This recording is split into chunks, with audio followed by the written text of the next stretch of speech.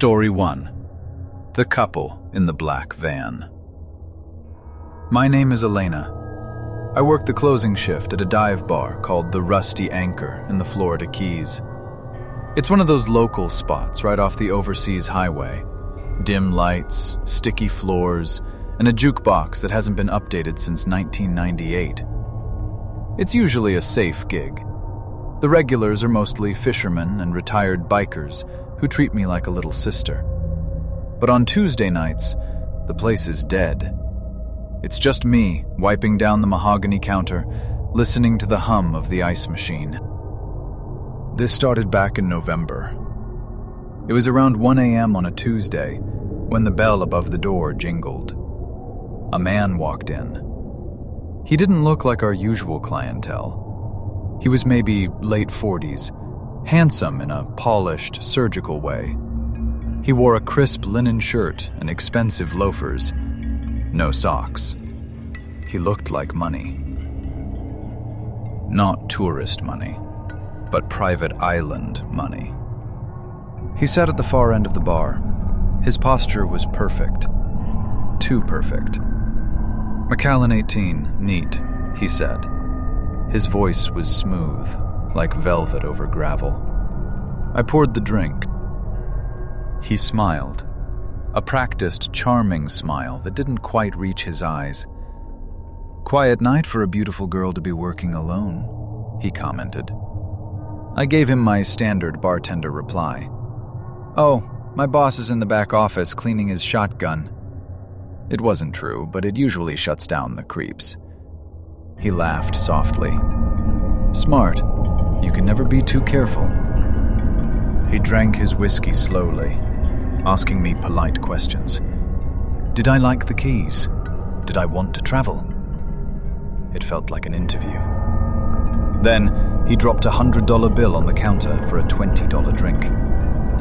"Keep the change, Elena," he said. I froze. I hadn't told him my name. I wasn't wearing a name tag. Before I could ask, he stood up and walked out into the humid night. I watched him through the window. He didn't get into a car. He just walked into the darkness of the mangroves behind the parking lot. I didn't see him again for a week. I convinced myself he had just heard a regular say my name. Then came the following Tuesday. The door opened and he was back. But this time he wasn't alone. A woman was clinging to his arm. She was younger, maybe early 30s, dressed in a shimmering cocktail dress that was way too fancy for a dive bar. She was stunning, but her eyes were frantic. They darted around the room like a trapped bird. They sat down. The woman leaned over the bar immediately. "Oh my God, you're gorgeous," he gushed. She reached out and touched my hand. Her skin was clammy. "Look at her skin, Marcus. Isn't she perfect?" Marcus, the man, just nodded, watching me with that same predatory calmness. "Thank you," I said, pulling my hand back. "What can I get you?" "Champagne!" she squealed. "We're celebrating!" "We don't serve champagne." I gave them Prosecco in plastic cups. As they drank, the woman started her pitch. "We host exclusive parties," she whispered, leaning in close. "Very private, high-end clientele. We need girls like you, just to serve drinks, mingle." "You'd make $5,000 for a single night." $5,000. That was 3 months of rent. But every alarm bell in my head was ringing. The woman's smile was too wide, too rigid. It looked like she was terrified of dropping the act. "I'm good," I said flatly. "I have 2 jobs already." "But this is special," she insisted, her voice dropping an octave. Her grip on her glass tightened until her knuckles turned white. "You really should consider it. The venue is secluded, very safe." I said no. The man, Marcus, finally spoke. She said no, Clara. Let's go. He stood up abruptly. The woman's face fell. For a split second, she looked at me with genuine terror. Then she plastered the smile back on and followed him out. I told my boss, Old Man Rick, about them the next day. He grunted and told me to keep the back door locked. 2 nights later, I was driving home. The Overseas Highway is a lonely stretch of road at 3 a.m., just ocean on both sides and a strip of asphalt. I noticed headlights in my rearview mirror. A black cargo van. No markings. I sped up. It sped up. I slowed down. It slowed down. I turned off onto the gravel road leading to my trailer park. The van followed. My heart was in my throat. I pulled out my phone to call 911, but I was in a dead zone. No signal. I laid on my horn, hoping to wake up my neighbors. The van stopped at the entrance of the park, idled for a moment, then turned around and sped off. I didn't sleep that night. I bought a can of bear mace the next morning. The climax happened last Tuesday. It was stormy. Rain was hammering against the tin roof of the bar. No customers. I was counting the till, ready to close early. The back door, the heavy steel one that leads to the alley, rattled. Thump. Thump. I froze. That door is always locked from the inside. Then came a sound that made my blood run cold. A key sliding into the lock. The tumblers clicked. The handle turned. I didn't wait to see who it was. I grabbed the bear mace and ducked behind the bar. The door swung open. The wind howled into the room. "Elena?" a woman's voice called out. It was Clara. "Are you still here?" "We just want to talk." I peeked over the rim of the bar. Clara was standing in the doorway, soaked to the bone. But she wasn't alone. Behind her, 2 men in ski masks were crouching in the rain, holding zip ties. And behind them, waiting in the alley, was the black cargo van. The side door was open. The interior was lined with plastic sheeting. "Elena, come out," Clara said, her voice shaking. "Please, don't make them come find you." She wasn't recruiting me. She was bait. I hit the silent panic button under the register. Then I grabbed a bottle of Jack Daniels by the neck. "I have a gun!" I screamed. A lie. "I'm calling the cops!" One of the masked men stepped forward, pushing Clara aside. He was huge. "Grab her," he growled. He lunged over the bar. I sprayed the bear mace directly into his eyes. He screamed, clawing at his face, and fell backward, knocking over a stool. "Go, go, go!" the other man yelled. They grabbed their blinded friend and dragged him out the back door. Clara looked at me one last time, tears streaming down her face mixed with the rain, and ran after them. The van tires screeched, and they were gone. The police arrived 10 minutes later. They found the lock on the back door hadn't been picked. It had been opened with a key. A master key.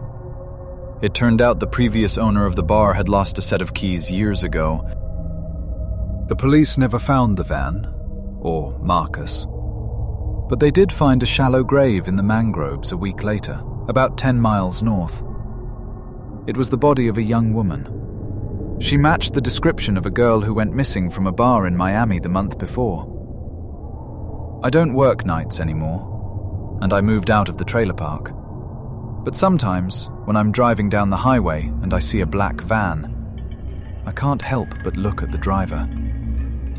And I wonder if Clara is still in the passenger seat, smiling that terrified smile, looking for the next girl. Story 2. The Dead Zone on I-80. I used to work the graveyard shift at a truck stop off Interstate 80 in Wyoming. If you know anything about I-80, especially the stretch between Laramie and Rawlins, you know it's referred to as the Dead Zone. It's miles of nothing but sagebrush, wind, and blinding snow. It was a Tuesday in late January, about 3 a.m. The temperature was hovering around 5 degrees below zero. We hadn't seen a customer in 2 hours. Even the long-haul truckers were all asleep in their cabs out in the back lot. My job was mostly just babysitting the coffee pots and mopping the floors. To kill time, I usually stood by the front glass doors, watching the snow drift under the floodlights. I stepped outside for a smoke break. The cold was brutal. It stung my lungs instantly. I stood there for maybe 5 minutes, shivering, scanning the lot. It was empty. The diesel pumps were silent. The only cars were the semis parked way in the back.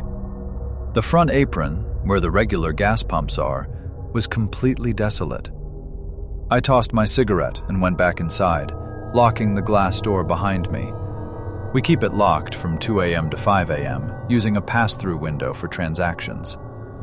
I walked behind the counter to grab my phone. When I looked up, my heart skipped a beat. Standing directly on the other side of the glass, right where I had been standing 10 seconds ago, was a man. He hadn't walked up. He hadn't driven up. He just appeared. He was wearing a dirty Carhartt jacket with the hood pulled up, and his hands were jammed deep into his pockets. He was staring at me. He wasn't shivering, despite the sub-zero wind. I walked over to the pass-through window and slid it open a crack. "Can I help you, man?" He didn't make eye contact. He kept looking past me, scanning the interior of the store. "My truck died," he mumbled. His voice was flat, devoid of emotion. "Battery's dead.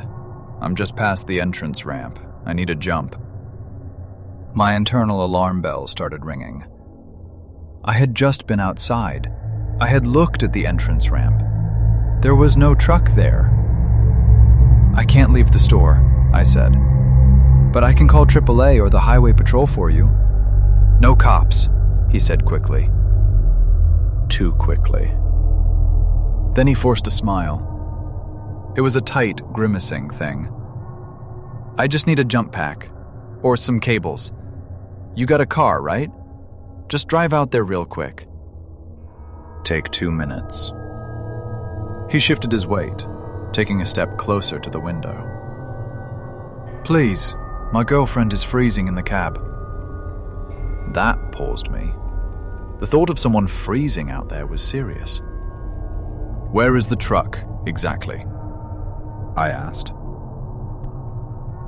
He pointed a gloved finger toward the far edge of the property, just beyond where the floodlights reached. "Right there, behind the sign." I frowned. I glanced up at the bank of security monitors hanging above the register. We have high-definition cameras that cover the entire perimeter. I looked at camera 4, which covers the entrance. Sure enough, there was a beat-up, dark sedan parked behind the large "truck stop" sign. My stomach dropped. I knew that car wasn't there when I was smoking. They must have rolled it in with the lights off, in neutral, to avoid being seen. "All right," I lied. "Let me go grab my keys from the back office." "Hurry," he said. I turned away from the window and walked into the office, but I kept my eyes glued to the monitor. I zoomed in on camera 4. The sedan was there, yes, but then I saw movement. Crouched by the rear bumper of the car was a second figure. He was holding something long and metallic, a tire iron or a pipe. And then I saw the third person.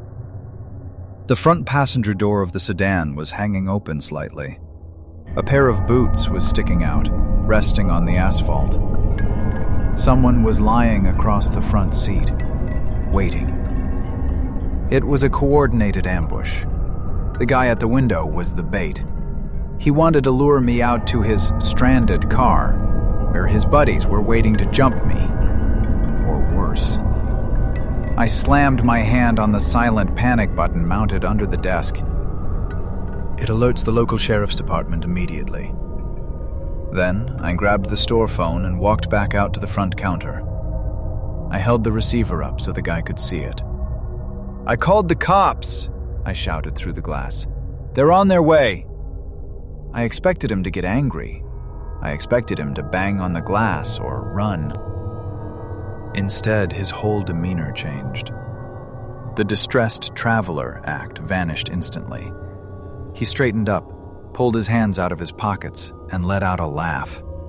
A dry, chilling chuckle. He looked me right in the eye, smiled a genuine, amused smile, and tapped the glass with his knuckle. Tap, tap. "Next time," he mouthed. Then he turned and sprinted into the dark. I watched on the monitor as he reached the car. The guy with the tire iron jumped in the back, the bait jumped in the driver's seat, and they peeled out onto the highway with their lights still off. The state troopers arrived 15 minutes later. They found footprints all around the back of the building. Turns out, while the guy was distracting me at the window, the guy with the tire iron had been trying to pry open the back utility door. They ran the description of the car. It had been stolen in Nebraska 2 days prior. The owner, an elderly man, was found beaten unconscious in his driveway. The police told me that if I had walked out that door with jumper cables, I probably would have ended up in a ditch on I-80. I quit that job the next week. I work at a warehouse now, day shift only. And I never, ever stop for stranded motorists. Story 3. The Woman in Aisle 4. I work the graveyard shift at a massive 24-hour grocery supercenter just outside of Houston. It's a mindless job, restocking shelves, fronting merchandise, and listening to podcasts while the industrial floor buffer hums in the distance. At 3 a.m. on a Tuesday, the store is a ghost town. You get the occasional insomniac buying milk, or a group of stoned college kids buying snacks, but mostly it's just me and the endless rows of fluorescent lights. I was stocking the cereal aisle, aisle 4, which is right near the back of the store.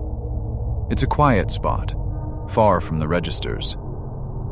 That's when I noticed the guy. He was standing at the end of the aisle, near the end cap display of Pop-Tarts. He was wearing a faded gray hoodie with the hood up and baggy jeans. He wasn't looking at the food. He was looking directly at me. At first, I ignored him. As a woman working nights, you get used to creepy guys staring. I moved to the next bay of shelves, turning my back to him. A minute later, I heard footsteps. Soft, shuffling steps. I glanced over my shoulder. He had moved into the aisle. He was pretending to look at a box of oatmeal, but his body was angled toward me. Every time I shifted down the aisle, he mirrored my movement, keeping a consistent 10-foot distance. My stomach tightened. I checked for my radio, but I had left it on my cart at the other end of the aisle, right where he was standing. I decided to head toward the front of the store, toward the security guard who sits by the entrance. I started to walk briskly past him, keeping my head down. Suddenly, a hand clamped onto my bicep. I gasped, ready to scream, but a loud, cheerful female voice cut me off. "Jessica! Oh my God, girl! I haven't seen you since high school!" I froze. A woman was standing right next to me, gripping my arm tightly. She looked incredibly trustworthy. She was wearing light blue medical scrubs, like a nurse just getting off a shift, with her hair in a messy bun. She had a warm, open face. I stared at her, confused. I'm not Jessica. She leaned in close, her smile never wavering, and whispered directly into my ear. Her voice dropped to a chilling, serious tone. Play along. That guy in the gray hoodie has a knife. He's been following you for 10 minutes. I'm getting you out of here. My blood ran cold. The relief was instantaneous. A nurse, a witness, a savior. Oh, I stammered, forcing a smile. Hey! It's been so long. Let's go to my car, she said loudly, linking her arm through mine. I'm parked right out back. We can catch up. She started steering me away from the man, but then I realized something. She wasn't walking toward the front entrance, where the registers and security guard were. She was walking toward the back of the store, toward the fire exit near the loading docks. Wait, I whispered. The security guard is up front. We should go there. No, she hissed, smiling brightly for any onlookers. He's blocking the main aisle. He's watching the front. My car is right outside the fire door. It's faster. Just trust me. Her grip on my arm tightened. It wasn't a friendly hold anymore. It was a vice. Her fingernails were digging into my skin. I looked back. The man in the gray hoodie hadn't moved.